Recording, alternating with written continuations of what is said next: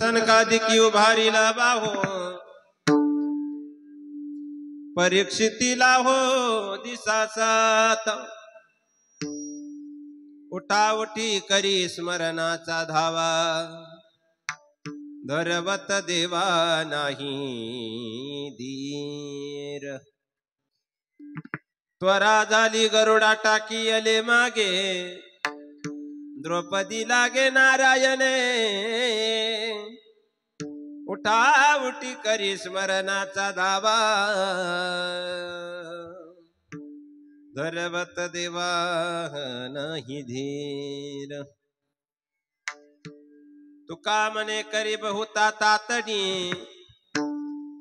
प्रेमाची आवडी लोभा पार उठाउठी करी स्मरणाचा धावा धरवत देवा नाही धीर गंगाभिशुद्धं निधपादपर्शं सर्वेष्टितं चुंबितं पुण्यस्थानं सराले स्थितं तं समाधिस्थमूर्तिं नमामि गंगागिरि योगिराजं तपोज्ञान वैराग्य भक्ति स्वरूपं सदा अलंकृतं साधु संन्यास योग मुख्यश्च वेदांत शास्त्रार्थ नित्यं नममानिकग्रिं ब्रह्म स्वरूपं महायोग पीठे तटे भीमरत्यं वरं पुंडलिकाय दातु मणेन्द्र हे समागत्य तिष्ठन्तमानंद कंदं परब्रह्मलिंगं पांडुरंग करू प्रथम नमः पांडुरंग करू प्रथम नमः हरी पांडुरंग करू प्रथम नमः पांडुरंग करू प्रथम नमः पांडुरंग करू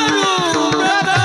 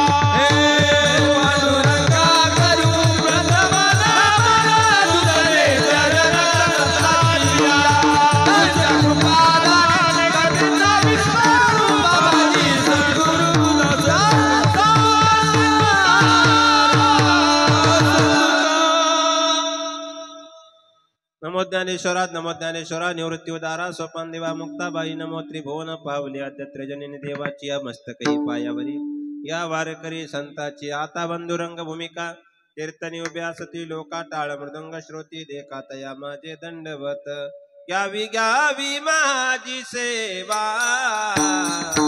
दिन दुर्बळाची देवा दिन दुर्बळाची देवा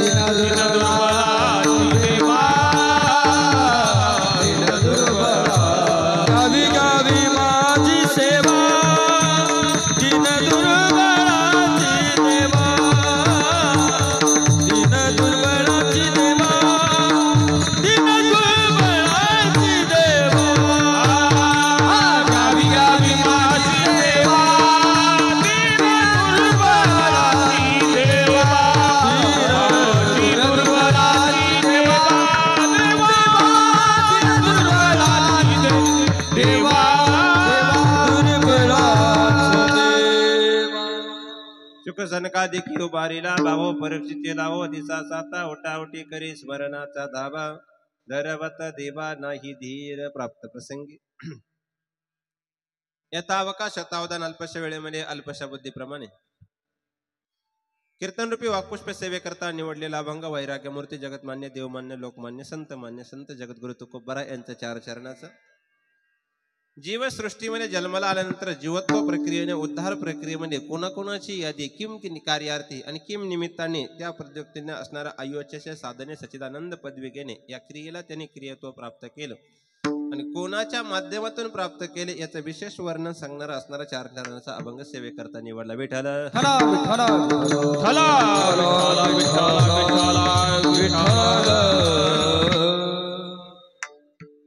सेवेला सुरुवात करण्यापूर्वी अल्पसा परिचय. परिहार वक्त्याच्या दृष्टिकोनातून पवित्र असणाऱ्या जगतजननी जगतमाता कशाई माता मंदिर पवित्र असणाऱ्या प्रांगणामध्ये धर्ममंडपात आपण किम निमित्ताने विराजमान आहात नैमित्य सर्वांना ज्ञात आहे.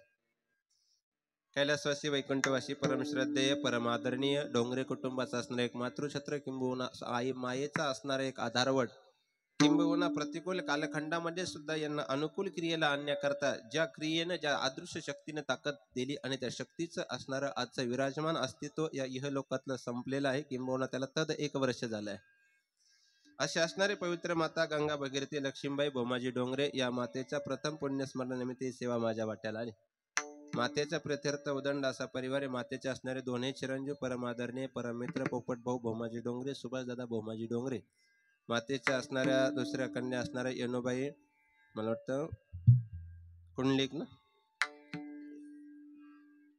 येनुबाई कुंडलिक शिळके मातेच्या दुसऱ्या कन्या गंगा भगीरथी विठाबाई नामदेव सांगळे तिसऱ्या कन्या असणाऱ्या इंदुबाई असणाऱ्या आव्हाड इंदुबाई भास्कर आव्हाड आणि चौथ्या असणाऱ्या कन्याऱ्या सरुबाई रमेश शेळके असा उदंड परिवार मातेच्या चकोरच ना मागं नाही बघायचं थोडा अभ्यासही झाला पाहिजे पाठ करून यायची गरज नाही येत ना त्या दृष्टिकोनातून असणारा उदंड असा परिवार. आता 4 नातू आहे नातवंड आहे 2 सुना आहे उदंड असा परिवार पाठीमागे आहे. जुन्या काळातले एक आधारवड म्हणायला काय हरकत नाही ज्याने या कुटुंबाची असणारी सर्वतोप्रक्रिय असणारी सेवा केली. चला सेवेकडे वळण्यापूर्वी ज्यांच्या साथीने सेवा शृंगाराची सर्व गुणीजन रत्ने परमादरणीय परमित्र ज्यांच्याकडे सेवा आली सर्वस्त असणारे डोंगर कुटुंबीय आदरणीय परममित्र असणारे तानाजी भाऊ आणि हरिभाऊंच्या त्या 2 ठिकाणच्या माध्यमातून ही सेवा माझ्या वाट्याला आली. त्याच्या स्वरूपाने उपस्थित असणारे किरणजी महाराज परिसराचा तुमचा वैभव आदरणीय नवनाथजी महाराज गडक असतील परमार्थावर नितांत प्रेम करणारे आमचे बिटी महाराज असतील आता ज्यांच्या दृष्टिकोनातून सर्वस्व कीर्तन करणारे नितांत प्रेम करणारे तानाजी महाराज असतील ज्ञात अज्ञात महाराज मंडळी आमचे राम महाराज असतील विनेकरी चोपदार मृदंगावर सुंदर थाप असणारे परमित्र आदरणीय किंबहुना उगवता तारा आहे त्या दृष्टिकोनातून प्रयत्न आहे सामान्य आहे पण चला हळूहळू ढाळे त्या दृष्टिकोनातून असणारे दवंडे महाराज असतील किंवा कीर्तनकाराची दवंडी देण्याकरता तर सुद्धा दवंडी आहे इथपर्यंत शिल्लक आहे. सुंदर साऊंड सिस्टम आणि या दृष्टिकोनातून सर्वांचं झालेल्या दर्शनाचं योग निर्धारित वेळेमध्ये अभंगाकडे ओळण्याचा प्रयत्न विठाला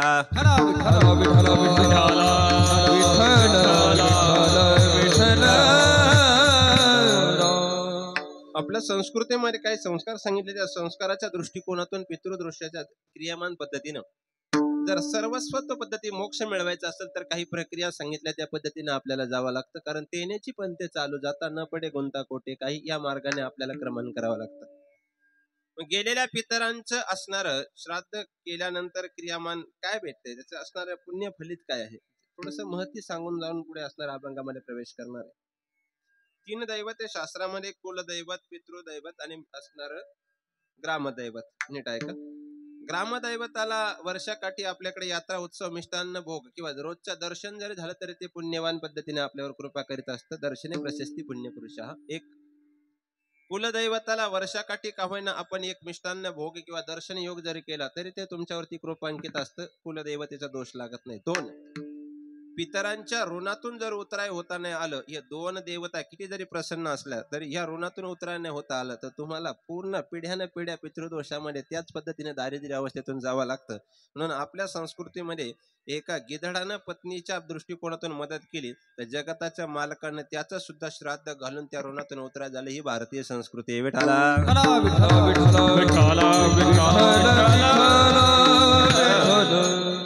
मृत्यूच्या यादीमध्ये कोणाला या सृष्टीतून असणारा मुक्कामावस्थ पद्धतीने कोणाला राहता येत नाही.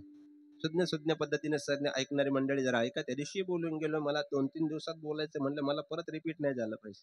गोवा धोरणात असावं नाही तर तेच चाललेले पिण्याची पण ते चालू जातं. हो हो हो क्रियामान ऐका. साध्य पद्धतीने मांडायचं. मृत्यू अटळे राजा रंग कातवा फकीर. बसलेल्या पैकी माझ्यासहित कोणाचे पुढचे 5 मिनिटं या सृष्टी करता स्थिर नाही क्षण भंगुर नाही भरवसा त्या पद्धतीने आपल्याला जावं लागतंय. ज्ञात अज्ञात काही माणसं म्हणतात नाही महाराज आता इथूनच काही माणसांच्या घरी गेल्यानंतर असं आठवतं कधी कधी महाराज मंडळी गेल्यानंतर ते म्हणतात महाराज आता जे माझं प्रोजेक्ट चालू आहे हा 75 वर्षानंतर सक्सेस होणार आहे. बाबा आपलं वय काय सध्या 65 चालू आहे. ऐकल्यानंतर हसायला तर ज्याला कळन त्याला कळन, नाही कळन त्याला घरी गेल्यावर. मासी पाक पाकडे तोवरीय सरे इथपर्यंत सुद्धा भरवसा नाहीये. आणि इथल्या पुढच्या ड्रीम प्रोजेक्टची जर तुम्ही स्वप्न इह लोक म्हणजे रंगवत असाल तर हसण्यासारखंच आहे ना. फार सोपं बोलू. बसलेल्यापैकी माझ्या सहित कोणत्याही व्यक्तीने असं बोट वरती करून सांगावं का पुढचा उगवणारा दिवस माझा आहे. एक क्षण भंगुर नाही. इतकी ताकद आपल्या या मृत्यू लोकाच्या दृष्टिकोनातून आहे. म्हणून थोडासा विचार करायचा. सृष्टीमध्ये प्रत्येकाला जावं लागलं. यादी सांगू का? ज्यानं सृष्टी निर्माण केली त्याला सुद्धा जावं लागलं. येथे नाही ऊर आले अवतार, येथे नाही ऊर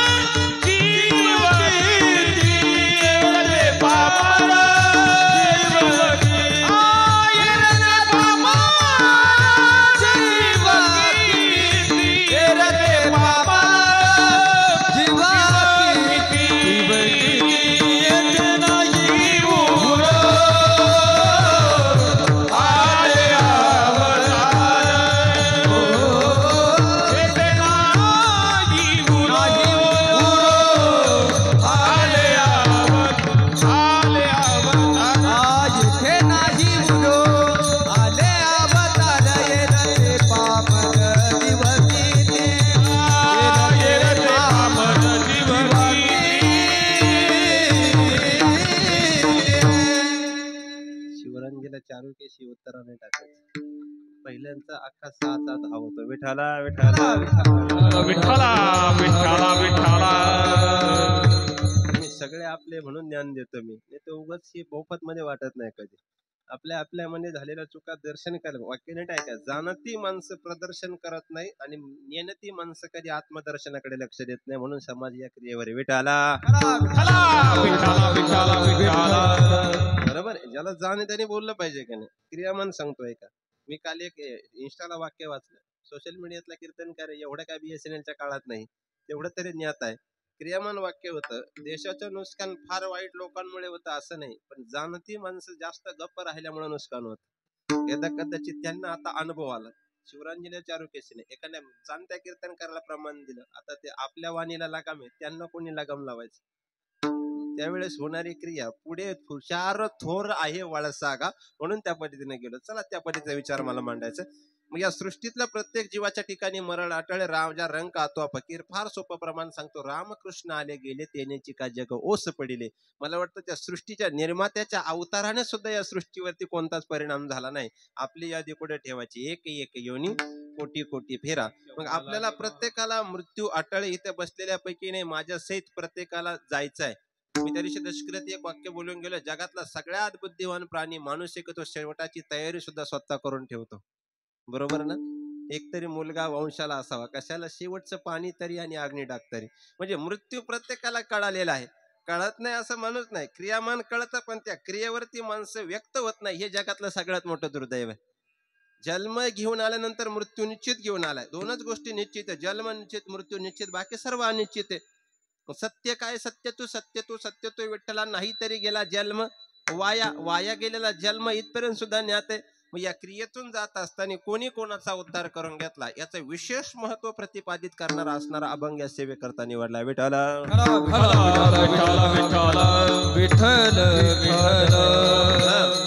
मृत्यू समय वाणी खुंटीत होते. तुका म्हणे वाणी गेली आता घेवदनी. ती वाणी खुंटीत होती ती कामाची नाही. माझं वाक्य कळतंय ना. चांगलं जीवन जगत असताना पाठीमागे उत्तम स्वरूपाचं कर्म ठेवून जायचंय. मग कोणत्या पद्धतीनं. वेचिते वचन जेणे राही समाधान तुझं. हवा आहे देव तरी हा सुलभ. सगळ्यात मोठा मुद्दा सांगितला. कोणाशी बोलताना कोणाशी क्रियामान करताना इतकं सुंदर आणि इतकं प्रेमाने बोलून जायचं ना की ते शब्द म्हणजे देव असले पाहिजे कडे. त्याचं काहींचं तोंड उघडणे म्हणजे गटराचं शटर उघडण्यासारखं आहे मला. काहींना किती गप्प करा ते बोलणार मूळ स्वभाव दृष्टांताकडे जात नाही. पण आमचे बाबा सांगायचे काहींना काही क्रियामान करा त्यांची असणारी क्रियामान त्या पद्धतीने जात नाही. राजियाची कांता काय भीक मागे एक दृष्टांत सांगायचे आणि त्याच्यानंतर एका नास्तिकाचा दृष्टांत सांगायचे. क्रियामान सांगतोय का. एक व्यक्ती असा होता म्हणे बाबा म्हणायचे दोघे मित्र. एक फार सुंदर बोलायचा पण एकाचा स्वभाव असा का 2-3 वेळेस प्रश्न विचारून जर झाले तर काहीतरी अभद्रच बोलणार म्हणजे अपशकुन बोलणार आपल्या भाषेमध्ये. तसं झालं नेमकी एका लग्नामध्ये दोघंही गेले. दुपारची 12 वाजले त्यामुळे मंगलाष्टका सुरू झाल्या त्यातही लांबलं आणि आशीर्वादही लांबले. आशीर्वाद लांबले आपण आशीर्वाद देतो पण खालची शिवाय देतात इथपर्यंत दुर्दैव वाटलं. आशीर्वाद लांबल्यानंतर तो म्हणायचा बघ एवढा आशीर्वाद झाला का आपल्याला लगेच जेवायला बसायचं. तू अभद्र बोलू नको बाबा तुझा स्वभाव आहे. कर्मधर्म सहकाने एक झाला की एक जण उठायचा. एवढा झाला की एवढा शेवटच्या नंतर आपल्याला जेवायचं फक्त बोलू नको. नंतर पुन्हा एक एक यादी लांबली. तो म्हणला अरे बाबा तू बोलू नको. अरे म्हणतो मी कुठं काय बोलतोय म्हणला नवरा मरू नाही तर नवरी मरू मला काय करायचं. मला नाही कळालं का बोलायचं नाही पण व्यक्त क्रियेवर बोलून गेला हा मूळ स्वभाव प्रक्रिया असते. म्हणून काही माणसं आठवणीत राहण्याकरता त्यांचा स्वभावच तितका प्रेमळ असतो की त्या स्वभावाने ते चर्चेत येतात किंवा त्या क्रियेने चर्चेत येतात. या सृष्टीमध्ये शुक सनकादिकांची यादी पाठीमागे राहिली याचं कारण काय असेल. ज्ञात स्वरूपाचं केलेलं कर्म त्या पद्धतीचा विस्तार असेल म्हणून त्यांच्या पाठीमागे ते विस्तार पद्धतीने ती यादी राहिली. आता ऐका या सृष्टीमध्ये उत्तम स्वरूपाची कीर्ती जर पाठीमागे ठेवायची असेल तर एक कार्य करायचं 2-3 निर्णय चांगले घ्यायचे. त्याच्यातला कोणता आपल्या अंगी येतोय आजच्या अभंगातून थोडं वेगळं मांडतो. मी त्या दिवशी फक्त दशक्रिय म्हणजे नेतृत्व सांगितलं होतं. आता मी दातृत्व आणि कर्तृत्व दोन्ही मुद्दे क्लिअर करून जातो. एका मुद्द्याला एकदा हात घालून गेलं ना पाठीमागं बाकी नाही ठेवायचं. पुढे जमा झालं पाहिजे या पद्धतीने जायचं. ऐका मला मुद्दा मांडायचा आहे. जर उत्तम स्वरूपाचं सृष्टीच्या प्रत्येकाच्या चराचराच्या आपण ओटावर राहावं असं वाटत असेल तर पहिला मुद्दा आहे अति दुःखात कधी घातक निर्णय घ्यायचा नाही. ऐका बघा 3 मुद्दे सांगतो. अति दुःखात घेतलेला निर्णय सुद्धा घातक. अति आनंदात दिलेला शब्द सुद्धा घातक. हे 2 मुद्दे सांगतो विस्तारित मग कळेल तुम्हाला. काही माणसं अति दुःखात सुद्धा होरपळून जातात. जाऊ दे जे होईल ते होईल पण त्या पद्धतीचा निर्णय घातक असतो. महाभारताचा दृष्टांत सांगतो आणि सिद्धांत त्या पलीकडे घेऊन जातो. 16 वर्षाचं लेकरू होतं अभिमन्यू. 16 वर्षाचंच होतं ना. भारतीय इतिहासातील सर्व क्रांती वयाच्या 16 वर्षी ते प्रौढ प्रताप पुरंदर क्षत्रिय कुलवतंस राजांची स्वराज्य स्थापना वय वर्ष 16 आहे. शिकागोच्या परिषदेमध्ये स्वामी विवेकानंदाने जगाचं केलेलं नेतृत्व वय वर्ष 16च आहे. हे विश्वची माझे घर ऐसी मती जयाची स्थिर किंबहुना चराचरे आपणची झाला किंवा मीची झाला या दोनही प्रक्रियेमध्ये ज्ञानोबरांचं ज्ञानेश्वरी लिखित वय वर्ष 16 आहे. मला वाटतं अभिमन्यूने चक्र भेदलं वय वर्ष सुद्धा 16चे. कितीतरी यादी देता येईल की त्या 16 वर्षी असणाऱ्या त्या याद्या घडल्या. आपल्या नगर जिल्ह्यात 16 वर्ष परिक्रमाचं आहे. पुणे जिल्ह्यात धोक्याचं आहे. चला पुढे. नाही कळेल त्याला धन्यवाद. ते लिहिणारे कवी सुद्धा भनाट असतात. ते आपल्यासारखे काही इतके ताकदीचे कवी नाही. मग 16 वर्षी चक्र भेदत असताना त्या लेकराने प्रयत्न केला. 72 अक्ष नारायणी सेना एका बाजूला आहे. नीट आहे का. 72 अक्ष नारायणी सेना एका बाजूला आहे.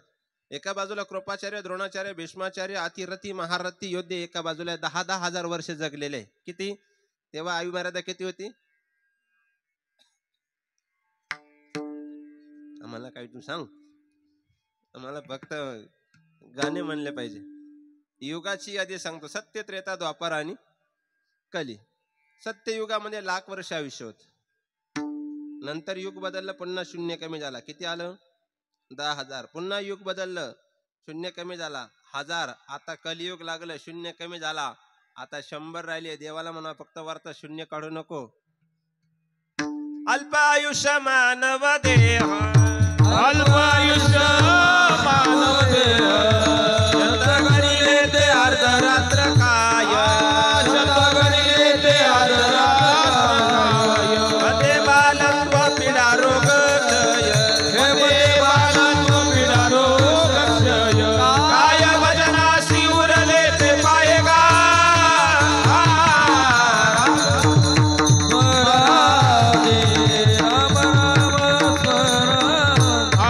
काय भजनासी उरले ते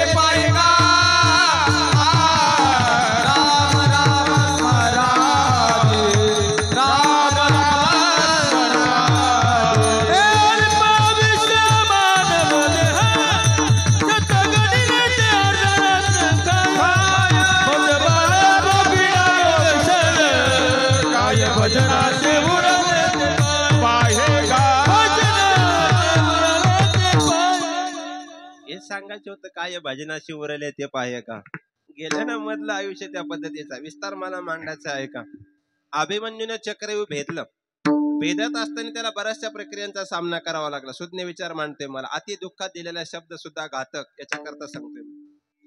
चक्रव्यूह भेदाची प्रक्रिया एवढी सोपी नव्हती. अतिरथी योद्धे एक जरी शस्त्र प्रक्रिया हुकली तर जागेवर मृत्यू आहे.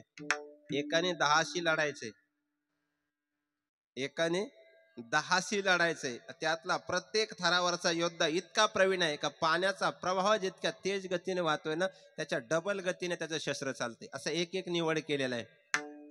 तिथं परीक्षा व्हायचं, त्या स्पर्धेतून योद्धा निवडला जायचं. कलियुगात लागत होत्या, मग पद द्यायला मजा आली असते. विठ्ठल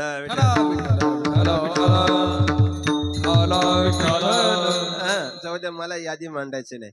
क्रियामान पद्धतीचा विचार मांडण्याचा प्रसंग ओढावला. धारातीर्थी पडला अभिमन्यू. केव्हा? ज्यावेळेस शस्त्र सांडलं गेलं. शस्त्र पडलं नाही, शस्त्र सांडलं गेलं म्हणतात युद्धामध्ये. त्यावेळेस सगळ्या योद्ध्यांनी नीती सोडली आणि 14 धनुर्धारी योद्ध्यांनी बाण मारले एक निक्षत्रिय झालेल्या 16 वर्षाच्या लेकराला. म्हणून महाभारताच्या युद्धात भगवान परमात्म्याने 14 वेळेस नीती सोडली. अशी नाही सोडली. ज्यानं नीती सोडली त्याच वेळेस जे गेशी तेव्हा देशी. आधी तुम्ही सोडली म्हणून शेवटच्या क्षणी कर्ण मारताना सुद्धा देवानं नीती सोडली. काय गरज नव्हती देवाला रथ खाली घालायची, तिथपर्यंत नीती सोडली. आणि धारातीर्थी पडलेला ज्यावेळेस अभिमन्यू कोसळला त्यावेळेस स्वतःची असणारी आई सुभद्रा आणि अर्जुन त्या पद्धतीने धाय मोकळून रडत आले. कारण ज्या वेळेस असणारे सुभद्रा रडत असताना भगवान परमात्मा विचारलं होतं, क्षत्रिय योद्धा आहे, रणांगणामध्ये रडणं शोभा देत नाही. अर्जुनासारख्या नराची पत्नी जगात 2च नर आहे. कोण? सुज्ञ मंडळी, जगात 2च नर आहे. एक तर अर्जुन आणि दुसरा घोडा. परत किती जरी नर असले तरी प्रत्येकाला स्तन हा अवयव भगवान परमात्म्याने दिलाय. म्हणून जगाच्या पाठीवर 2च नर आहे, एक तर अर्जुन आणि दुसरा घोडा. विठाला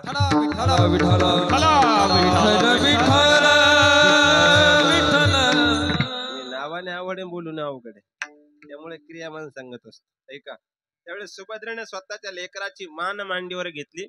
मरतेक समय प्राणाच्या असणाऱ्या त्या शेवटच्या हुंदका देणारा लेकरू आईच्या डोळ्याकडे बघते आणि धाय मोकलून रडत असते ती जीवनातली आई. एक क्षत्रिय योद्धा असणारी पत्नी सुद्धा स्वतःच्या लेकराच्या मृत्यूच्या क्रियेने रडत असते, तिला जीवनातली आई म्हणतात. त्यावेळेस असणारा भगवान परमात्म्याने सुभद्रेकडे बघितलं. बरेचशी विद्वान मंडळी त्या ठिकाणी उपस्थित होते. विद्वान म्हणजे राजकीय क्षेत्रातली नव्हती, परमार्थातली नाही, दैवाधिक युद्ध क्षेत्रातली होती.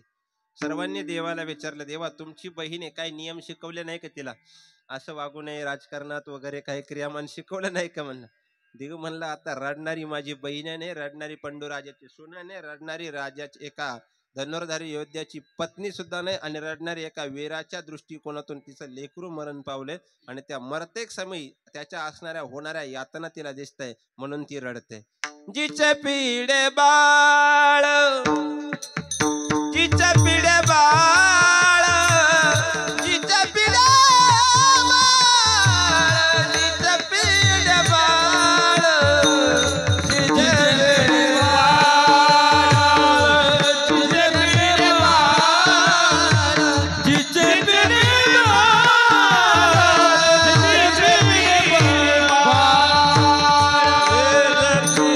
बाळ, जिचे पिढे बाळ,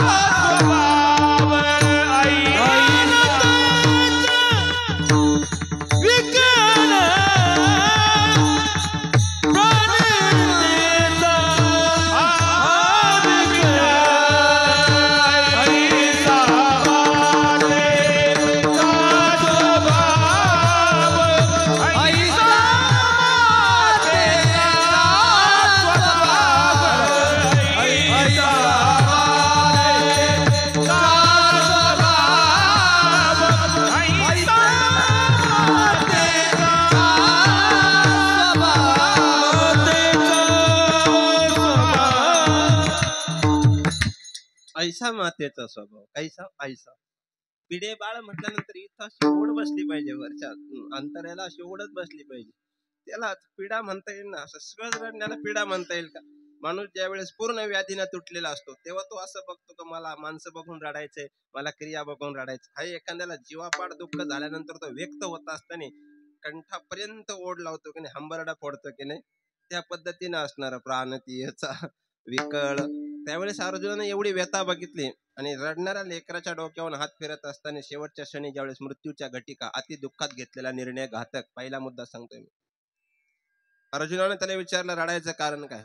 एक क्षत्रिय योद्धा आहे म्हणून रडतोय असं नाही. वयाच्या 16व्या वर्षी माझी पत्नी उत्तरा तिच्या उदरामध्ये वाढत असणारा माझा वंशज त्याला पाहू शकत नाही म्हणून रडतोय, अजिबात नाही म्हणे. मग एक क्षत्रिय योद्धा असताना ज्या वेळेस क्षत्रियांची नीती वाचली त्या ऐकली होती, गर्भामध्ये देवानं सांगितलं होतं की धनुष्य पडल्यानंतर कोणी शस्त्र उचलायचं नाही. मग हे तर हजार हजार वर्ष जगलेले योद्धे असताना मी 16 वर्षाचं लेकरू ज्यावेळेस धारातीर्थी पडले तर प्रत्येकाने येऊन मला बाण मारलाय, किंबहुना प्रत्येकाने माझ्यावर शस्त्र चालवलंय. ही नीती आहे का? देवानं सांगितलं, त्यांनी सोडली. अर्जुनाने सांगितलं बाकी तुझी इच्छा काय? मी मागे माझे चुलते माझे धनुर्धारी बाप शिल्लक असताना मी जातो याचं दुःख नाही, पण जयद्रथा सारखा असणाऱ्या एका शूद्र योद्ध्याने येऊन मला रणांगणामध्ये मेलो की नाही हे बघण्याकरता लात मारावी, हे माझ्या जीवनातलं सगळ्यात मोठं दुःख आहे. पण म्हणते 16 वर्षाचा मुलगा म्हणतोय बापा.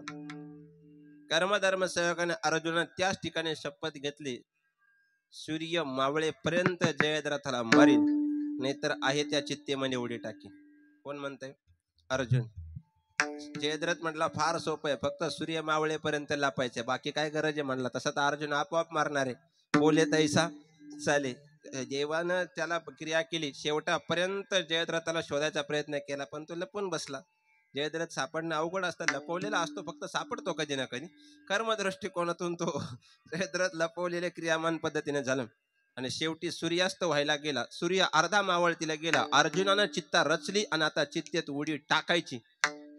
देवानं फक्त सुदर्शन चक्र आडवं घातलं, 12वी ती सोडली. त्यावेळेस अंधार झाला. जयद्रथ बाहेर निघला, म्हणला कृष्णा आता शब्द बोललेला पूर्ण केला पाहिजे. अर्जुनाने म्हटला काय? सूर्य मावळलाय, पितृवचन सेवापती, स्वामी काज गुरु भक्ती, या शब्द त्या पद्धतीने पाळला पाहिजे. आता उडी टाकली पाहिजे. देवानं सांगितलं कोण म्हणलं सूर्य मावळलाय?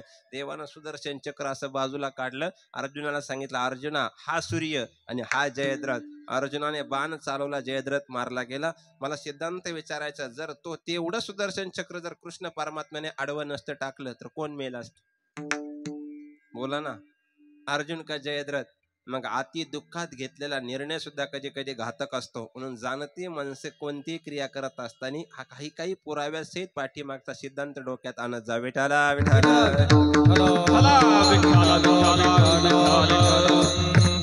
या वादविवाद प्रक्रियेतून जीवन गेलं. चला आपण त्याही मुद्द्यातून सांगू. मग काही माणसं जिवंतपणे तर माणसाची व्यवस्थित बोलत नाही, पण मेल्यानंतर आव आणून रडतात. हे सगळ्यामध्ये गुन्हे क्रियामाने.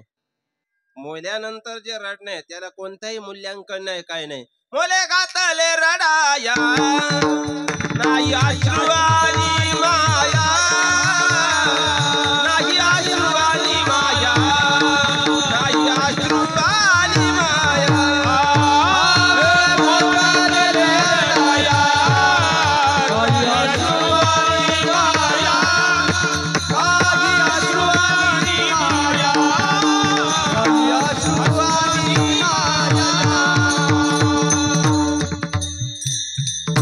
घातले रडाया नाही अश्रू आणि माया, त्या पद्धतीनं. मी पहिला मुद्दा सांगितला, अति दुःखात घेतलेला निर्णय घातक. रडतक समय माणसं बांधाला बांध असतोय, घराला घर असते. मी कायम मुद्दा बोलतो, पण इतका कट्टर वैर असतो ना का मरेपर्यंत एकमेकाशी बोलत नाही. माणूस म्हणून जन्माला आलोय. बोलतात कधी माहितीये का? तो मेला का मग रडणारा बघा तो शेजारीच असतो. आयुष्यभर तुझ्याशी कट्टर राहिलो, आयुष्यभर बोललो नाही, पण माझी शेवटची इच्छा आहे एकदा माझ्या संग बोल. कधी? कधी गेल्यावर. आता जर माझ्या सहित प्रत्येकाने असं देवाला विनंती केली, देवा झालंय गेलं, तुझी सृष्टीची रचना काय असेल मला माहित नाही, फक्त आम्ही सगळे मिळून तुला पाहिजे तेवढं धन देतो. ह्या गेलेल्या मातेला फक्त 5 मिनिटं आलेल्या सगळ्या नातेवाईकांशी बोलण्याकरता या सृष्टीमध्ये पाठव. जमेल? मग त्याच्याकरता प्रक्रिया, एकदा गेल्यानंतर किती जरी खटाटोप केला तरी बोलण्याकरता पुन्हा आणि आता यायचं जर असेल तर आता कैसे येणे जाणे येणे जाणे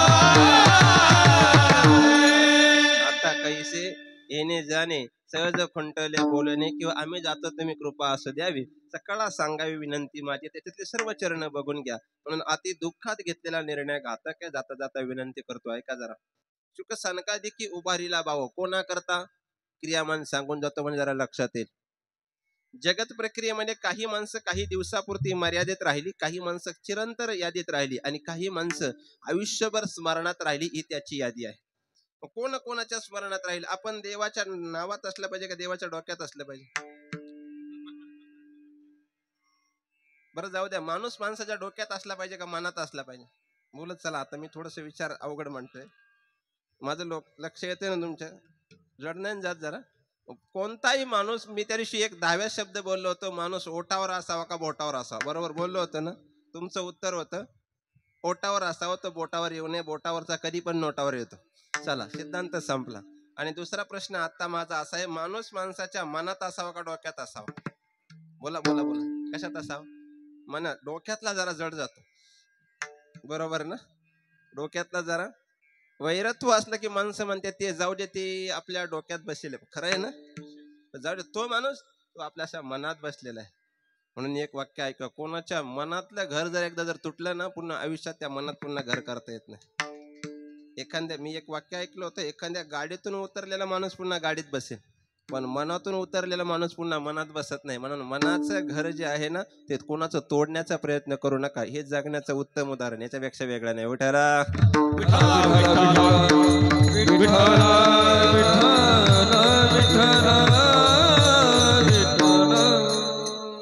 गोविंद असणे गोविंद पुढं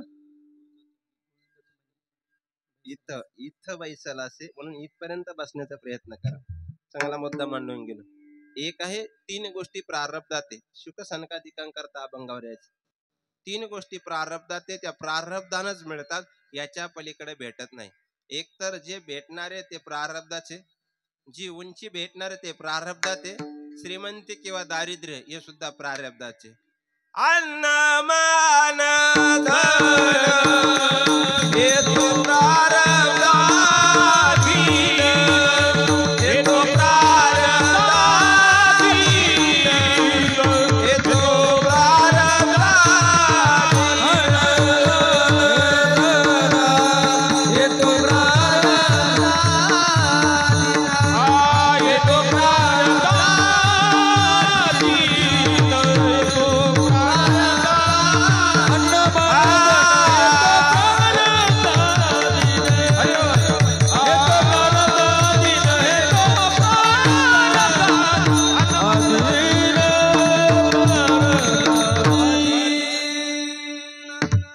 अन्न प्रारब्धाते मान प्रारब्धाते आणि धन सुद्धा प्रारब्धाते मग उत्तम दृष्टिकोनातून धन मिळवण्याकरता एक मुद्दा मांडतो शुक सनकादिकी उभारीला भाऊ कोण होतं शुक याच्या बाबतीमध्ये थोडीशी यादी मांडून असणार कोणी त्याच्याकरता प्रयत्न केले सिद्धांत सांगतोय का ब्राह्मणाची पोर एका खेळाशी बेहले 12 वर्षे लपाले रे कापत कापत बाहेर आले ते नागवेचे पळून गेले रे ऐक खेळिया तुझं सांगतो खेळ जाणून खेळ खेळे रे बरोबर किती वर्ष राहिले आईच्या गर्भामध्ये शुकाचार्य 12 वर्षे. आपल्याला किती मर्यादा? 9 महिने 9 दिवस पर्याय अवस्था इन्क्युबेटर सीजर. आपल्याला पर्याय नाही, आपल्याला बाजूला हा इतकं नाही. आणि गुरुनाम गुरु संत वामन भाऊंच्या मांडीवर ज्यांनी प्राण सोडला असे गुरुनाम गुरु बंकट स्वामी आईच्या उदरामध्ये 18 महिने राहिले.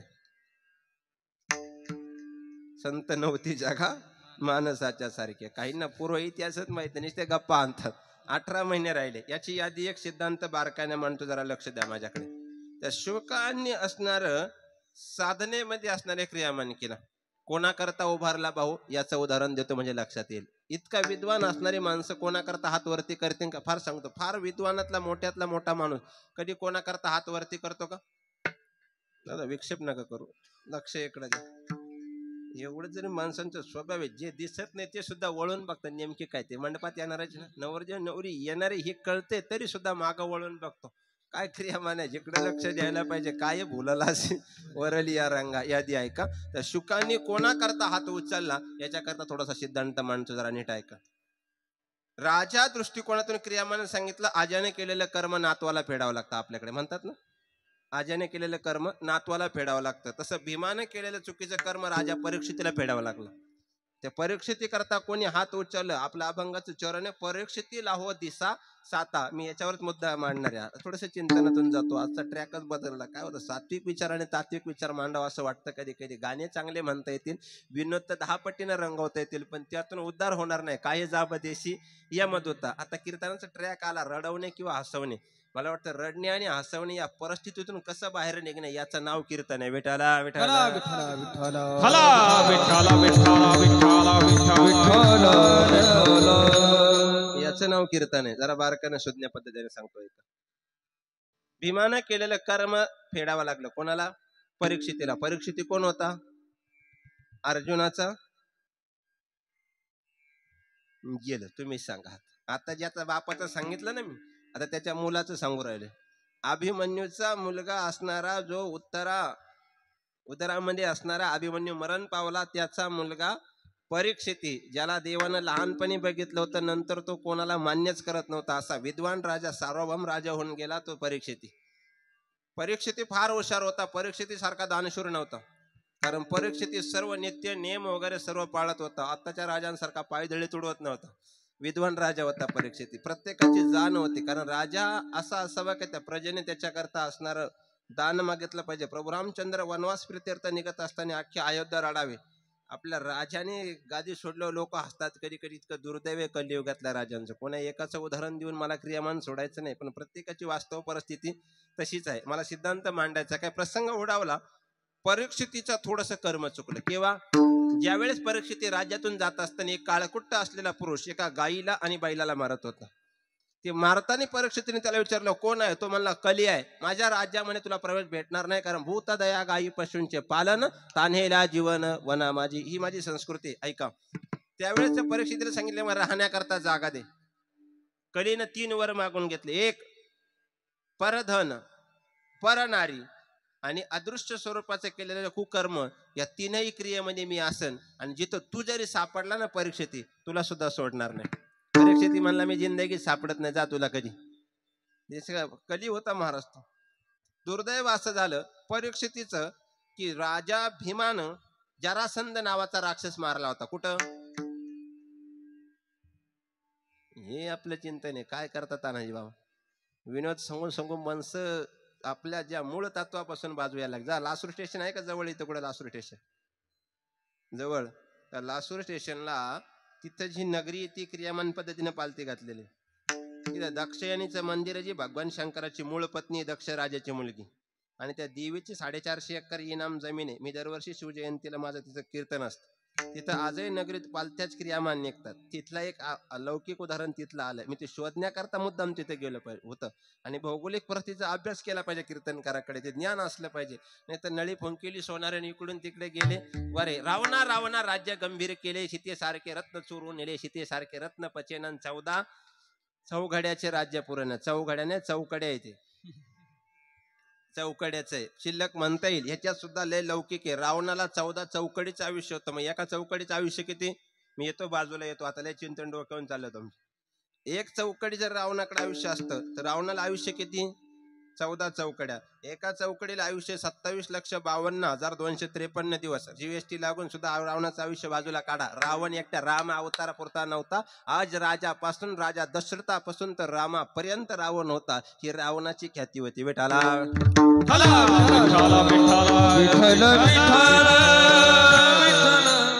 आपल्याशी कोणाला लगेच निंदून म्हणत, तू कुठं, तो कुठं, त्याची लंका सोन्याची, तुझ्या गळ्यात पेटी सोन्याची, तू लोकांना दाखवत बसतो.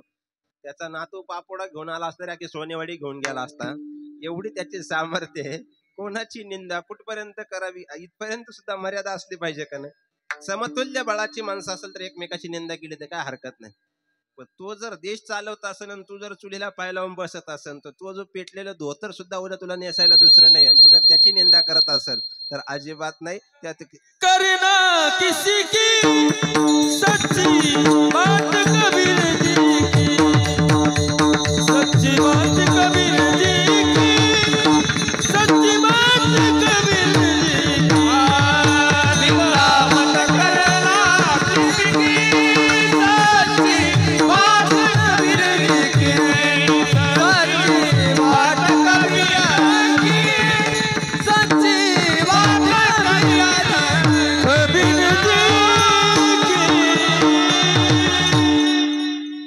निंदा मत करना किसकी सच्ची बात कबीर जी. आणि जर केली तर तुमचं म्हणणं आहे बरोबर आहे.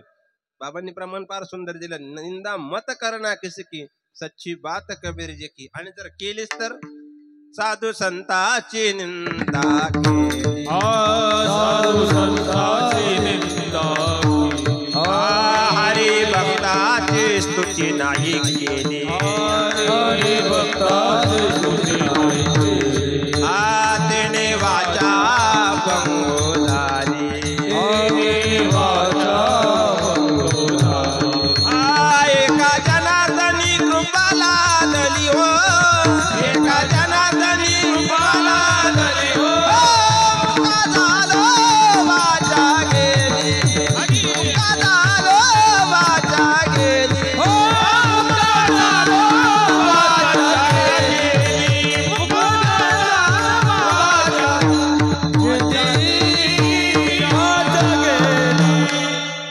कबीरजी म्हणतात निंदा मत करना किसी सच्ची बात कबीरजी की. मग याला पुरावा तरी पाहिजे. मग केल्यावर काय होतंय, साधू संतांची निंदा केली, हरिभक्ताची स्तुती नाही केली, त्याने वाचा पंगू झाली, एका जनार्दनी कृपा लादली, बट मुका झालं वाचा गेली. जर मी गेल्यावर जर कोणी माझी निंदा केली आणि तो जर मला पुढल्या वेळेस मुका सापडला त्याला मी जबाबदार नाही. याला पुरावा आहे साधू संतांची निंदा. विठाला विठाला विठाला विठाला विठाला विठाला विठाला विठाला विठाला. हो, क्रियामान सांगतोय. परीक्षितीनं काय केलं, जरासंध मारला भीमानं आणि त्याचा टोप घेऊन आला सोन्याचा. बऱ्याचशा लोकांना ती सवय असते. दुर्दैव असं झालं, कर्मधर्म सहयोग आणि तो टोप घेऊन आला आणि तो असणाऱ्या बंद पेटीमध्ये ठेवला. परीक्षितीला सवय होती असणाऱ्या जुन्या वास्तू भांडार उचकायची. जसं आपल्या बऱ्याचशा महिलांना सवय असते, पाहुणे घरी आले त्यांच्या पिशा उचकायची. माझं सांगतोय मी, तुमचं नाही, माझं सुद्धा तसंच आहे. तसं त्या स्वरूपाने त्या जरासंधाचा असणारा मारलेला टोप परीक्षितीनं घातला आणि बरोबर त्याला सांगितलं होतं, दुसऱ्याचं चोरून आणलेलं धन जरी असेल आणि त्याच्यामध्ये मी प्रवेश करणार आहे. इतका सुज्ञ राजा परीक्षितीने डोक्यात टोप घातला आणि परीक्षिती आहे त्या क्रियेत उलट क्रिया करायला लागला. साधू संत सर्वांना त्या पद्धतीने त्रास द्यायला लागला आणि शिकारी करता जंगलामध्ये गेला. शृंग ऋषींच्या आश्रमासमोरून जात असताना तहानेने व्याकुळ झाला. तहानेने व्याकुळ झाला. एक वाक्य बोलू. दारात आलेल्या याच्या कुणी कसा असू द्या गड्या, नीट आहे का, कोणी कसा असू दे, तो किती गरीब किमान कोणत्या यादीत जरी असला तरी त्याला किमान फुकाचे जीवन तरी पाजा, किमान तांब्याभर पाणी तरी द्या, त्याचा आत्मतृप्त करा, तो आशीर्वाद दिल्याशिवाय राहणार नाही. वाक्य सांगू का. नास्तिकातल्या नास्तिक माणसाने आपल्या गावात आलेल्या एखाद्या भिकाऱ्याला आपलं घर दाखवलं पाहिजे, एवढी श्रीमंती कमावता आली पाहिजे. बस याच्यापेक्षा वेगळे नको. नास्तिक माणसाने आपलं घर दाखवलं पाहिजे मागणाऱ्याला, जा त्याच्या घरी. म्हणजे याचा अर्थ नास्तिक माणसाला सुद्धा कन्फर्म याच्या दारातून कोणी रिकाम्या हाताने जाऊ शकत नाही, एवढी श्रीमंती कमावता आली. काहींचं घर दाखवलं का महाराज नका जाऊ, ते जाळता जाळणार नाही पण कधी कोणाला रुपया देत नाही. खरं आहे ना. काही माणसं म्हणले ना सप्त्याची मीटिंग त्यांना नाही नाही कशाला ते धोत्राला गाठीन बँकेत कुठी त्याला 500 मागितले तरी ते 100 चौकशी करतात त्यापैकी आपल्याला 100 काढा पण त्याच्या घरी नको जायला इथपर्यंत दुर्दैव नसलं पाहिजे. बरं बसलेल्यापैकी असं तुम्हाला कन्फर्म आहे का किती जरी साठवून ठेवलं तरी संगतीन येणार तुम्ही आहे का. एक म्हातारी म्हणली तोंडात जातं म्हणलं आजी ते राखेतच सापडतं. तोंडात काढणारी इतकी हुशार जर रातची मयत असावं तर बॅटरी लावून सोनं कापावं लागतं त्याच्यातला जर तुकडा उडाला तर त्याला 100 मोबाईल शोधायला लागतात. इतकं सुद्धा देत नाही आणि धन मिळवले कोट्यानं कोटी सारी कामे अवघी खोटी हाती झाली मसनबटी सारी कामे अवघी खोटी हाती झाली मसनबटी शरीराची होय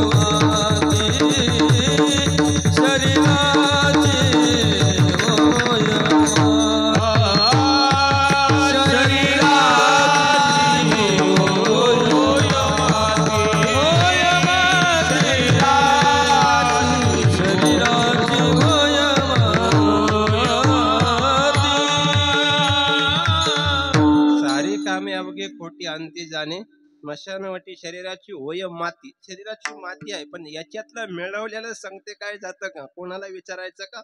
चांगला विचारा जरा वाल्मिकाकडे जाऊया आम्हाला पुरावा दे बरं याच्यातलं कोणी काही नेले का जरा यादी सांग करण्यासारख्या दानशूर होता. कृष्णाकडे सोन्याची द्वारका होती रावणाकडे लंका होती सगळ्यांची यादी जर पुढे आली तर कोणी काय काय नेलं तो म्हणला सुरुवात करतो असणारा अयोध्येतून टर्न घेतो ज्यानं प्रभू रामचंद्रांना वेटीस धरलं होतं त्याची संपत्ता सांगितली 7 कोटी घरे शुद्ध कांचनाची अख्खी लंका सोन्याची 1.25 लाख नातू 1 लाख मुलं 80,000 बायका मरते समी देवाला सुद्धा वेटीस धरणाऱ्याला सर्वस्व ऐश्वर्य असताना सुद्धा सांगते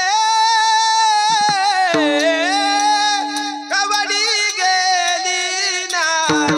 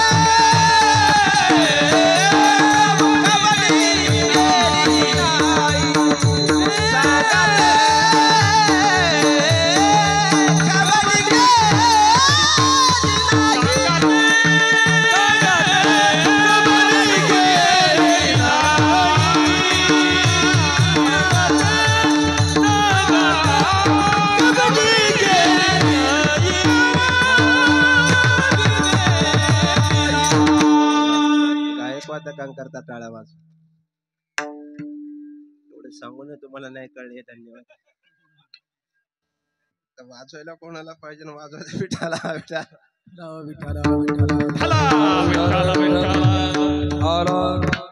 मी त्या तत्वाने स्वकीर्ती काढणीनं ऐकावी पूज्यता डोळानं पाहावी या दृष्टिकोनातून सामान्य द्यायचं काय आवाजाचे जादूकार वगैरे काय लागत नाही. या अंतकरणातला भाव तितका ताकदीनं असला पाहिजे एवढ्या ते सुद्धा होतं 10% बजेट कमी म्हणजे सुद्धा इतकं होतं विठाला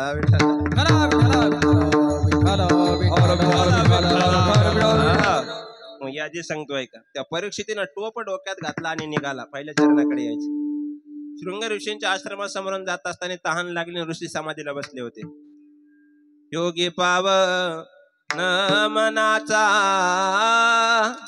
योगी पावन मनाचा साहे अपराध जनाचा साहे अपराध जनाचा योगी पावन मनाचा पावन मनाचा पावन मनाचा नाद इतका पावन. मला वाटतं पहिले मेरूच्या शिकरी एक योगी निरंकारी त्याने सांडियली काया तेजी अली कंथी काया क्रियामत इतकं समाधी बसलेलं. त्या साधूला विचारलं पाणी पाहिजे पाणी. समाधी होती मोडणार नाही. आपली समाधी होती का? आपले देव चोळताना सुद्धा भक्ती लय अवघड आहे. आपले जर देव पूजेला बसले यदा कदाचित जर मित्र चांगला जवळचा आला, मित्र वानव्यामध्ये गारव्यासारखा दलिंदर जर आला आणि त्याने जर विषय काढला नाही, याला जर चारी बाजूने भावकीनं उघडेला असला ना, देव चोळता चोळता विषय येतो त्यांचा झाला नारायण असेल गप्पा असतील, यांचा देव सुरू झाला त्याला सुरू करतो. काय करतो रामभाऊ पार सगळीकडून उघडवलंय म्हणतो भावकीनं. आपल्याला चंदन हातामध्ये बघा इतका उघडवलाय ना म्हणतो, सगळे असे गोळा केले का बिटी महाराज तरी सुद्धा पांगताय, परत गोळा करतोय परत पांगताय, देव पुजतोय. गंधाच्या प्रक्रिया बघा काय विषय काय. म्हणला मग जाऊ दे म्हणला, आपण नाही तसं नडलो असतो पण शेवटी आपल्याही मनगटात दम राहिला नाही. म्हणला मग जाऊ दे म्हणला, किती कोणाला उघड दे, शेवटी माणसानं माणसाच्या पाठीवर मारावं म्हणला पण अजिबात पोटावर मारू नये. पण या सगळ्यांचं म्हणला माझ्या पार गळ्यापर्यंत आल्या, पण शेवटी तुला सांगतो कुणी किती उघड दे, कुणी किती पसारवू दे, किती एकत्र येऊ दे, शेवटी कुणी कोणाच्या नशिबातलं नेत नाही. ही भक्ती आहे का? देह देवा पुढे लक्ष जोड्याकडे हात चोऱ्या करी पळते मन बाहेरी. ही का भक्ती खरी? पळते मन बाहेरी. मग परीक्षितीला राग आला, तो बोलत नाही म्हणून एक मेलीला सर्प उचलला आणि त्याच्या गळ्यात टाकला. शुक सनकादिकींनी का हात वरती केले या पहिल्या प्रश्नाचं उत्तर देतो अभंगाचं. आणि त्यानंतर त्यांचा मुलगा तिथं आला शृंग ऋषींचा. काय नाव त्याचं? वारे हाती चाललाय परमार्थ निसत. खरंय का खोटे? मी त्या दिवशी एक प्रश्न विचारून गेलो, मार्ग शुद्ध एकादशी कसली तिथी आहे? किती दुर्दैवी म्हणावं लागेल आपल्या संस्कृती. जा मला तुम्ही असं म्हणा कीर्तन पडलं म्हणा किंवा शांत झालं असं म्हणा, पण जर काही ज्ञातच नसेल आपल्याला संस्कृतीबद्दल, जर ज्ञात नसेल तर आपण फार गाफील आहोत असं म्हणायला काय हरकत नाही. अनत्र धर्मामध्ये 5-5 वर्षाची पोरं त्यांच्या धर्माच्या संहिता सर्व सांगताय महाराज, 5-5 वर्षाची पोरं. आणि आपल्या संस्कृतीमध्ये जर गणपतीची आरती कोणी लिहिली म्हणलं तरी सांगता येणार नाही, इथपर्यंत दुर्दैव आहे. खरं आहे का खोटं आहे? मी जे बोलतो ते जड जात आहे ना, पण सत्य आहे ना. खरं बोललेलं आमच्याकडे सावध राहायला राग येतो. इकडे सोनेवाडी आहे ना. क्रियामान सांगतोय का, मार्गशुद्ध एकादशी ही महाभारताच्या युद्धाची तिथी आहे सुरू होण्याची. उद्या कोणी विचारलं तर त्याच्या ध्यानात असले पाहिजे. म्हणजे तुम्हाला जर कोणी म्हणलं 55-60 हजार आहे तर तुम्ही हे प्रश्न तयार ठेवा. तर तुमच्याकडे जास्त योजना असतात, तुम्ही जाणकार मंडळी, त्यांचा दोष नाही, तुमच्या क्रियेने जावं लागतं त्यांना. आणि महाराज खरंच ही माणसं त्या पद्धतीची ताकदीच आहे का तुमच्याकडे इतकी मोठी मोठी मंडळी येतात? नाही तर फार अवघड येणं सुद्धा. विद्वान सर्वत्र पूज्य, ते काय घेणं नसतं त्याला, येणं जाणं. बरेचसे लोक म्हणतात आम्ही नाही बोलला, अरे तू वेड आहे. पूर्ण महाराष्ट्र त्याच्या दृष्टिकोनातून ताब्यात असतं. विद्वानाला सगळीकडे किंमत आहे, राजाला प्रांत मानू शकतो. क्रियामान सांगतो ऐका, सिद्धांत असा झाला, तर मुलगा तिथं आला आणि वडिलांच्या गळ्यात टाकलेला सर्प बघितला, शाप देऊन टाकला, जो कोणी असेल ना तो 7 दिवसात मरण पावणार. मग डोळे उघडले, कारण जगाच्या कल्याण संताच्या विभूती जो आहे ना तो कृष्ण भक्त आहे, तो राजा परीक्षिती म्हणजे पांडवांचा वंशज आहे, त्याचा उद्धार झाला पाहिजे. दरबारात गेला, म्हणला परीक्षिती कोण आहे? म्हणला मीच आहे. म्हणला काल जे कर्म केले ते आपलं म्हातार होतं, त्याच्या गळ्यात तू साप टाकला म्हणून तुला शाप दिला, 7 दिवसात मरणार आहे तू. त्याने सांगितलं, शाप दिल्यावर डॉक्टरने आजार सांगितला, उपचार सांगितला पाहिजे. म्हणलं मग असा व्यक्ती पाहिजे जो सृष्टीचा नियम खंडन करून जन्माला आलाय आणि त्याच्याकडून जर भजन श्रवण केलं, चिंतन श्रवण केलं तर तुझा उद्धार होऊ शकतो. म्हणला सृष्टीचा नियम खंडन करून जन्माला येणारा कोण आहे? मी सांगितलं, व्यासपुत्र शुकाचार्य. ज्या सगळं संत चरित्र ग्रंथ ज्यांनी लिहिले, व्यास महर्षी, त्यांचा पुत्र शुकाचार्य, जे आईच्या गर्भात 12 वर्ष राहिलं, म्हणजे हा सृष्टीचा नियम खंडन केलेला आहे. मग त्यांच्याकडे गेले, शुकाचार्याने सांगितलं भजन होईल, पण पाण्यात खांब बांधून घर बांधावं लागेल. पहिली इंजिनियर टेक्नॉलॉजी त्या काळात आली. कसं आलं असेल मला माहित नाही, तेव्हा बिल्ड पद्धत काय असेल, कन्स्ट्रक्शन कसं असेल, त्याचं इन्स्ट्रुमेंट कसं असेल, त्याचं बजेट कसं असेल, त्याचा प्लॅन कसा असेल, त्याचं प्रिपरेशन कसं असेल, इथपर्यंत मला काय माहित नाही. पण त्याचं ऑल ओव्हर बजेट, पाण्यात घर बांधलं आणि त्याच्यामध्ये 7 दिवस असणारं भागवत श्रवण केलं. कोणी? परीक्षितीनं. कोणाच्या माध्यमातून? शुकाचार्यांचा. आणि शेवटी 7व्या दिवशी तो तक्षक नावाचा सर्प आला, परीक्षितीला चावला आणि त्याचा मृत्यू झाला. बरोबर, जवळजवळ 90% इथंच गेलं आपलं भांडवल. ज्याला गर्भात देवानं वाचवले, द्वारकेचा राणा पांडवा घरी ज्यावेळेस असणार द्रोणाचार्यांचा पुत्र अश्वत्थामा, ज्यानं शेवटच्या क्षणी पांडवांचा कुलक्षय केला आणि ब्रह्मास्त्र ज्यावेळेस उत्तरेच्या गर्भावर सोडलं, ते ब्रह्मास्त्र त्या पांडवांचा वंशच संपवणार होतं. भगवान परमात्म्याने तिथंच थांबवलं. द्वारकेचा राणा पांडवा घरी, त्याला गर्भात वाचवले. त्याला असं मरून देईल का? सांगणाऱ्याला तरी अक्कल पाहिजे ना. मी त्या दिवशी एक असं कोणाचं तरी चिंतन होतं, असं शिवचरित्रावरती बोलत असताना पाहिलं, ते आवेशात येऊन पोवाडा म्हणतो त्या कीर्तनामध्ये, कोण होतं मला माहित नाही. त्याच्यात म्हणत 8 तासात दिल्लीहून पुण्याला घोडा आणलं. म्हणले 100% 10वी नापास. म्हणलं कसं काय इकडे महाराज बाकीचे म्हणे. म्हणलं विचार करा, दिल्ली ते पुन्हा व्हाया गुगल 2000 किलोमीटर आहे का नाही? 2000 किलोमीटर जर दिल्ली ते पुन्हा आहे, घोडं ताशी 200 किलोमीटर पळन का? मी सांगणाऱ्या घोड्याला अक्कल नसेल. विठाला विठाला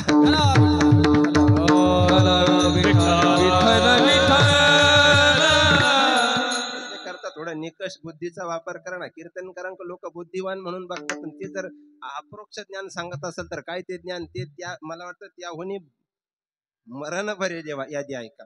त्या परीक्षितीनं ते भजन श्रवण केलं. तो तक्षक चावलाने तानाजी महाराज 7 दिवस चिंतन केल्यामुळं, चिंतने चिंतने चिंतने तदरूपता, त्याचं पाप कर्म खंडित झालं.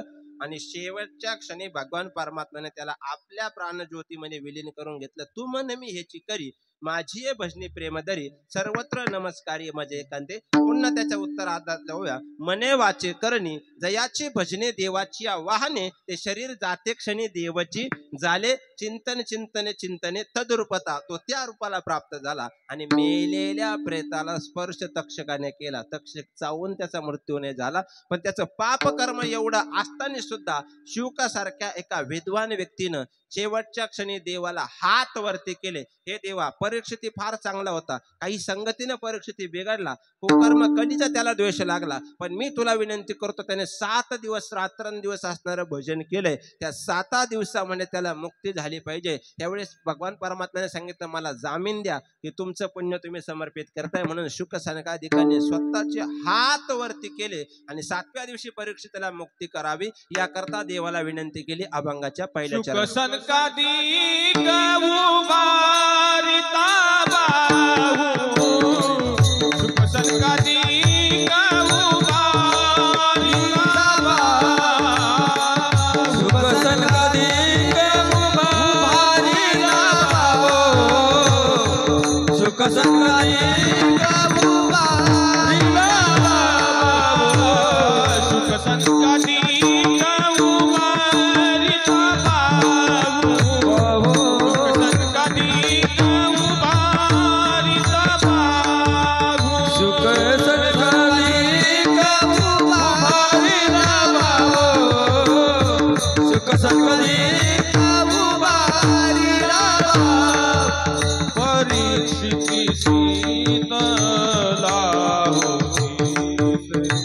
परीक्षितीला उठा उठी करा स्मरणाचा धावा, उठा उठी करा स्मरणाचा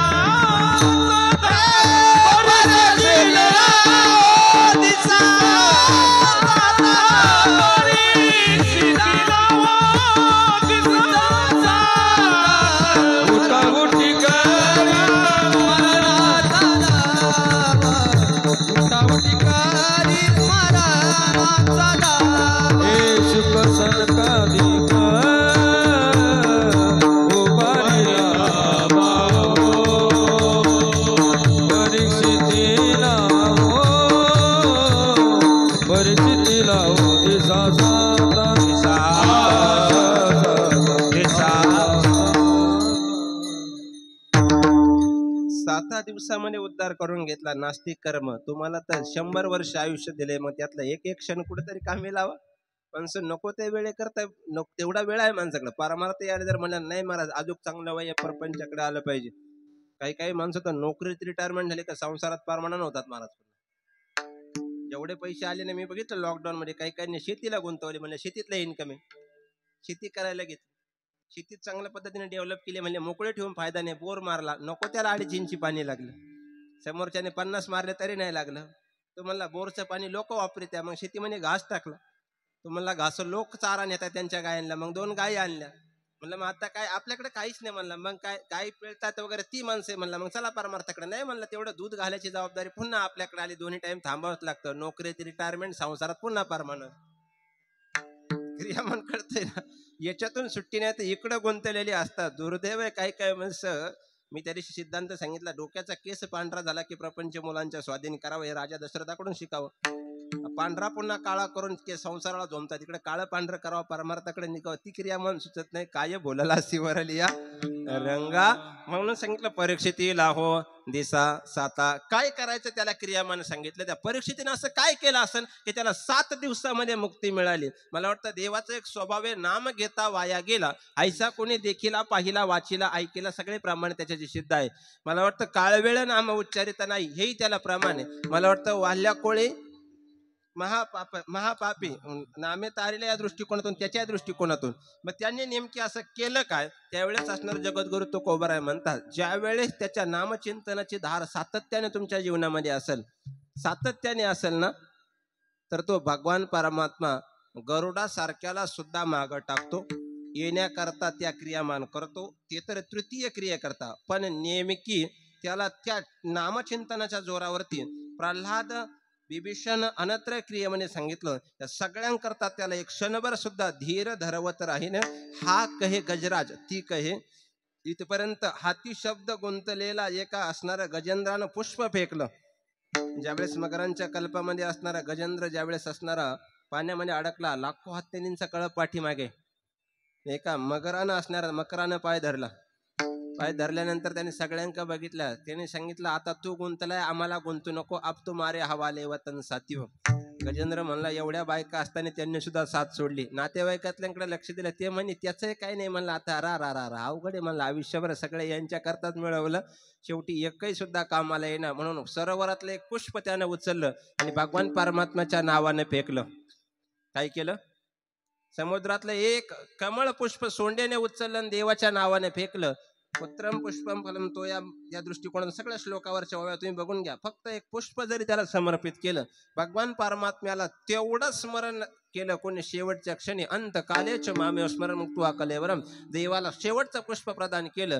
देवानं गजराजाची मदत करण्याकरता हा लक्ष्मीला हाती ती शब्द गजराजापर्यंत बोलवे. धरवत देवा नाही धीरा धरवत देवा, नाही धीरा धरवत देवा, नाही धीरा धरवत देवा. हे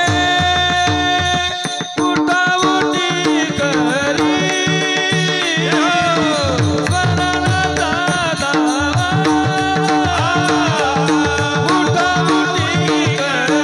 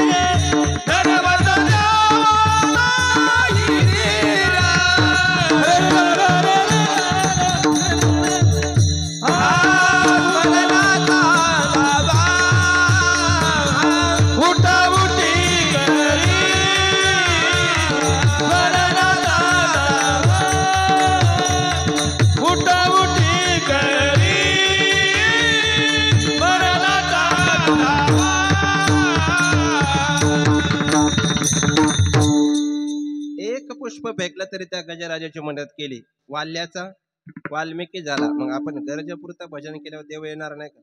एक वाक्य बोलू, जाणत्या माणसाने कधी कधी काही जबाबदारी देवावर सोडून बघा गड्या. मी माझा ज्वलंत अनुभव पिपळ्यामध्ये एकदा सांगितलं होतं. शेवटचा सांगतो आणि थांबायचं. मी असं ऐकलं होतं की परमार्थातल्या काही जबाबदारी देवाकडे सुपूर्त केल्या का भार घातली यावरी होईल कैवारी नारायण. आपली वेळ संपत आली. माझा स्वतःचा अनुभव सांगतो. मला वाटतं याच्याची बरीचशी मंडळी मला मुंबईमध्ये प्रेमाने भेटत होती. बीटी महाराज, तानाजी महाराज, नवनाथ महाराज वगैरे नाना वगैरे आम्ही सर्व मंडळी त्या पद्धतीने. मी ज्यावेळेस कोटक महिंद्रा बँकला जॉबला होतो आणि पारमार्थिक ध्येय डोक्यात असल्यामुळे मी रिझाईन केला आणि 7 वर्ष आमच्या केसेस चालून आम्हाला PF त्यांनी दिला नाही, प्रोव्हिडंट फंड दिला नाही, काहीतरी रिझनेबल असं ठीक आहे सोडून दिलेलं होतं. आणि दुर्धर अशा पद्धतीमध्ये परमार्थाची नौका चांगल्या मापाला आल्यानंतर परमार्थात यायचं नव्हतं, पण वडिलांची इच्छा होती का परमार्थात यावं. कारण गावाकडे सप्ताह बसला का चांगले कीर्तन करायचे, पारमार्थिक घर म्हणून त्यांचं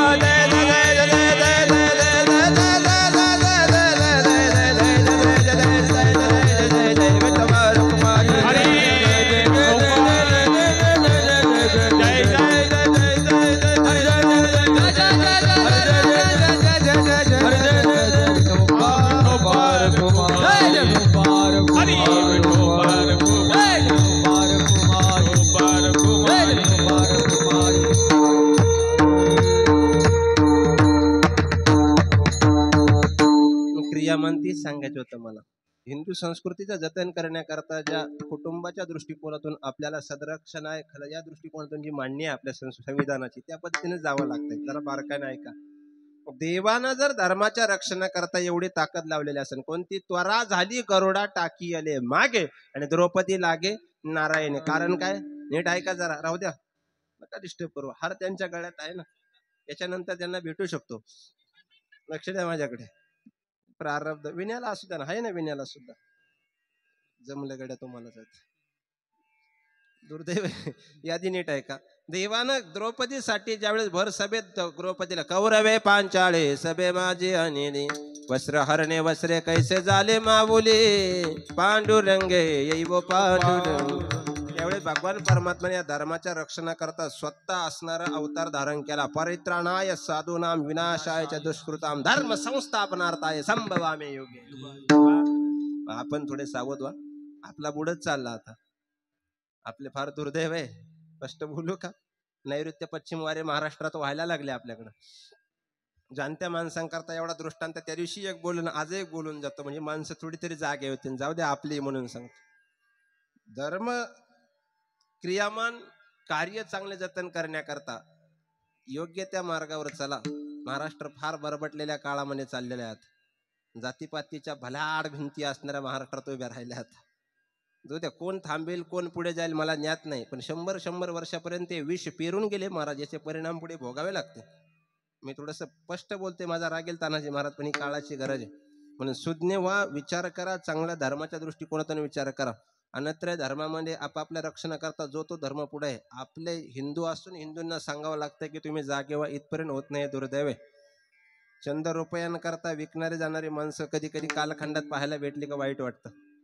चांगल्या माणसाला पुढे यायचं असेल की चंद रुपयांमध्ये माणसं विकले जातात. आत्ता काळ त्या दिवशी बोललो संविधान पवित्र आहे, फक्त अंमलात आणाय अपवित्र पदार्थ वाटावं लागतात. आपल्या या देशाचं दुर्दैव आहे का नाही. एक दृष्टांत सांगतो म्हणजे कळेल तुम्हाला. एवढा बोलतो जाऊ द्या. आता गावातील असणारे काही माणसांचं मत घेण्याकरता कार्यकर्ते सोडले.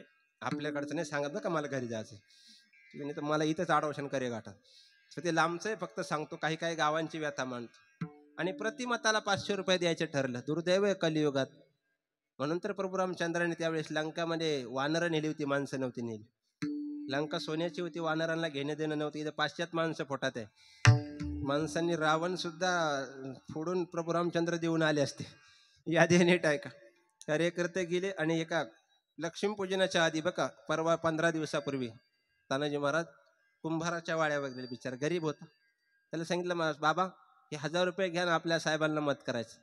कोणत्याही साहेब, आपलं एकच पक्ष पांडुरंगावर लक्ष, आपल्याला काय घेणं देणं नाही, पण फक्त तुमच्या ज्याच्या त्याच्या पद्धतीनं कर्मधर्म. असा प्रसंग घडला. त्यांनी सांगितलं, मग नाही म्हणलं, मला पैशाची गरज नाही. म्हणलं, मग काय करायचं, माझ्याकडे लक्ष द्या, का वेळ संपली आपली. म्हणलं, मला एक गाढव आणून द्या. ऐन दिवाळीच्या सणात माझा गाढव पडलं, म्हणला त्या दरीमध्ये, एक गाढव आणून द्या. कार्यकर्त्यांनी फोन केला त्यांच्या मेन जो कोण असेल त्याला, म्हणे ते गाढव मागतंय म्हणे. कोण? कुंभार. म्हणे जा मग, मडीचा बाजार चालू आहे, गाढव मडीलाच भेटतात, चला. मग सगळे म्हणे गाढव आनंद द्यायचं, म्हणजे याचा प्रश्न मिटला. जाणकार माणूस आहे, जुना माणूस आहे, जाऊ द्या, मदत केली पाहिजे, तेवढं तरी दाखवते थिएटर्सला की गाढव दिलं, चला. कर्मधर्म संयोगानं सगळे कार्यकर्ते गाढव आणायला गेले. कार्यकर्ते गाढव आणायला गेल्यानंतर ते बाजारात गेले आणि त्यांनी विचारायला सुरुवात केली.